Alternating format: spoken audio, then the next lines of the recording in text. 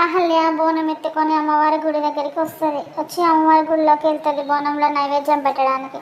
అప్పుడే పంతులు గారి దగ్గరికి వచ్చి అంటది కదా, బోనం ఎత్తి నిప్పుల గుండంలో నడుస్తానని అమ్మవారికి మొక్కుకున్నాను పంతులు గారు అని చెప్పేసి పంతులు గారితో అంటే, పంతులు గారు మంచిదమ్మ, అమ్మవారి మొక్కులు చెల్లిస్తే అమ్మ మీ కోరికలు నెరవేరుస్తుంది అని చెప్పేసి పంతులు అహల్య గారితో అంటారు. అప్పుడు అన్న తర్వాత మళ్ళీ పంతులు గారు నిప్పుల గుండం అటువైపు ఉందమ్మా అని అహల్యకు చూపిస్తాడు.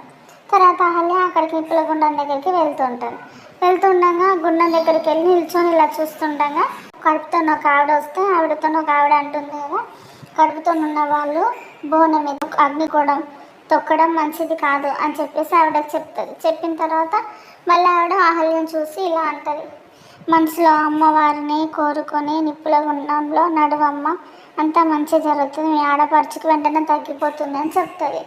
తర్వాత అక్కడనేమో ఈ విషయం నిప్పుల గుండం తొక్కుతుందని బుజ్జి చెప్పినాక గౌతమ్ ఆగకుండా కారులో గౌతమ్, అతిథి, యామిని ముగ్గురు గుడి దగ్గరికి రానికి స్టార్ట్ అయ్యారు. వాళ్ళు కారులో వస్తూ ఉంటారు. తర్వాత ఇక్కడ అహల్యనేమో ఇక నిప్పుల గుండం తొక్కడానికి రెడీ అవుతుంది. మరి నిజంగా నిప్పుల గుండం తొక్కుతుందా, లేకపోతే గౌతమ్ వచ్చి ఆపుతాడా, లేకపోతే గౌతమ్ వచ్చే లోపే నిప్పుల గుండం ఆల్రెడీ తొక్కేసి వెళ్ళిపోతుందా, అహల్య ఏం జరుగుతుంది?